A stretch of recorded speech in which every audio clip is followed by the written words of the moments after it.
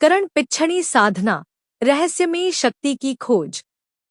धूप से तपती हुई सड़क पर करण अपने कदमों की आहट सुन रहा था। उसकी आंखों में उत्सुकता और दिल में अनजानी डर की हलचल थी। करण को बचपन से ही रहस्यमय चीजों में गहरी रुचि रही थी, लेकिन आज की यात्रा उससे कहीं ज्यादा खतरनाक होने वाली थी। करीब 10 साल पहले उसके दादा ने उसे एक पुरानी किताब दिखाई थी। किताब का नाम था पिच्छणी साधना और रहस्यमयी शक्तियां। दादा के आखिरी शब्द आज भी करण के कानों में गूंजते थे। बेटा, अगर इसे पढ़ना है तो अपने मन को साफ रखना। ये साधना केवल मजबूत आत्मा वालों के लिए है। किताब में वर्णित था कि यदि कोई व्यक्ति पिच्छणी साधना में महारत हासिल कर ले तो वह अद्भुत शक्तियों का मालिक बन सकता है, दुनिया की किसी भी चीज को नियंत्रित करने की क्षमता। लेकिन साथ ही किताब ने चेतावनी भी दी थी कि यह शक्ति अत्यंत खतरनाक है और इसे नियंत्रित करना मुश्किल है। करण ने वर्षों तक किताब की हर बात का अध्ययन किया और अब वह अपने जीवन की सबसे बड़ी चुनौती के लिए तैयार था। शहर के किनारे एक घना जंगल था जिसे लोग छाया वन कहते थे। कहते थे कि वहां रात में अजीब आवाजें आती हैं और लोग अक्सर बिना किसी कारण वहां से भागकर लौटते हैं। किताब के अनुसार पिच्छणी साधना के अंतिम मंत्र की खोज उसी जंगल में छिपी थी। करण ने जैसे ही जंगल में कदम रखा, हवा अचानक ठंडी हो गई। हर शाखा, हर पत्थर कुछ कह रहा था, या शायद यह केवल उसकी कल्पना थी। उसकी आंखों के सामने अंधेरे में हल्की हल्की चमकें दिखाई दी। कुछ देर चलने के बाद करण को एक प्राचीन मंदिर मिला। मंदिर के दरवाजे टूटे हुए थे और दीवारों पर अजीब चिन्ह बने थे। करण ने किताब खोली और मंत्र पढ़ना शुरू किया। जैसे ही उसने पहला मंत्र उच्चारित किया, मंदिर की हवा में अचानक हलचल महसूस हुई। कौन है यहाँ? एक धीमी, गहरी आवाज ने उसका नाम लिया।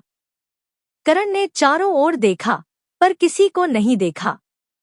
जैसे ही उसने दूसरा मंत्र पढ़ा, मंदिर के भीतर की दीवारें चमकने लगी और एक दरवाजा सामने खुला। वह दरवाजा अंधेरी सुरंग में ले गया। करण ने हिम्मत करके कदम रखा। सुरंग के भीतर उसे अजीब चमकती हुई आकृतियां दिखाई दी। वे मानो जीवित थी। अचानक एक आकृति उसके सामने आई और बोली, तुम यहाँ क्यों आए हो, करण? क्या तुमने साधना की पूरी तैयारी कर ली है? करण ने साहस जुटाकर कहा, मैंने वर्षों तक तैयारी की है। मैं इस शक्ति का सही उपयोग करना चाहता हूँ। आकृति ने उसकी आंखों में झांकते हुए कहा, सचमुच? शक्ति को नियंत्रित करना आसान नहीं है। अगर तुमने अपने मन को साफ नहीं रखा तो यह शक्ति तुम्हें निगल जाएगी। करण ने गहरी सांस ली और तीसरा मंत्र पढ़ना शुरू किया। जैसे ही उसने शब्दों को उच्चारित किया, उसकी आंखों के सामने अंधेरा फैल गया और उसे लगा कि वह किसी अलग दुनिया में पहुंच गया है। वहां का माहौल असली दुनिया से बिल्कुल अलग था। आसमान लाल और जमीन नीली थी। चारों ओर रहस्यमयी ऊर्जा का प्रवाह था। करण ने महसूस किया कि उसकी अपनी चेतना अब शक्तियों से जुड़ रही है। लेकिन तभी एक विशाल छाया उसके सामने प्रकट हुई। उसकी आंखें भय से फैल गईं, पर वह रुका नहीं। वह जानता था कि डर को जीतना ही साधना का पहला नियम है। छाया ने कहा, अगर तुम इस शक्ति को प्राप्त करना चाहते हो तो तुम्हें अपनी सबसे गहरी कमजोरियों का सामना करना होगा। करण ने अपने दिल में छुपी सारी असफलताओं, डर और भ्रम को याद किया। उसने स्वीकार किया कि उसने कई बार गलतियां की हैं, लेकिन उसने सीखने और सुधारने की कोशिश की। जैसे ही उसने अपनी कमजोरियों को स्वीकार किया, छाया ने धीरे धीरे रूप बदलना शुरू किया। वह अब एक सजीव प्रकाश बन गई। प्रकाश ने करण की ओर बढ़ते हुए कहा, तुमने अपनी आत्मा की परीक्षा पास कर ली है। अब तुम पिछड़ी साधना में महारत हासिल कर सकते हो। करण ने मंत्रों का अंतिम उच्चारण किया। अचानक उसे असीम शक्ति का अनुभव हुआ। वह हवा में उड़ सकता था, वस्तुएं अपने मन से नियंत्रित कर सकता था और अतीत या भविष्य की झलक देख सकता था।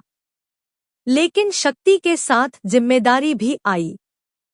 उसने निर्णय लिया कि वह इस शक्ति का उपयोग केवल सही कामों के लिए करेगा।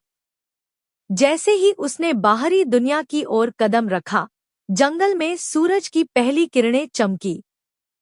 करण ने महसूस किया कि वह केवल अपनी शक्ति ही नहीं, बल्कि अपने भय और कमजोरियों को भी जीत चुका था। अब करण केवल एक साधक नहीं था, वह रहस्यमय शक्तियों का संरक्षक बन चुका था। एक ऐसा व्यक्तित्व जो अपने अनुभव, ज्ञान और साहस के बल पर दुनिया में संतुलन बनाए रख सकता था। और इस तरह करण पिछड़ी साधना की रहस्यमयी शक्ति का रहस्य दुनिया के सामने आया। लेकिन यह शक्ति केवल उन्हीं के हाथ में सुरक्षित थी जो दिल से सच्चे और साहसी हों।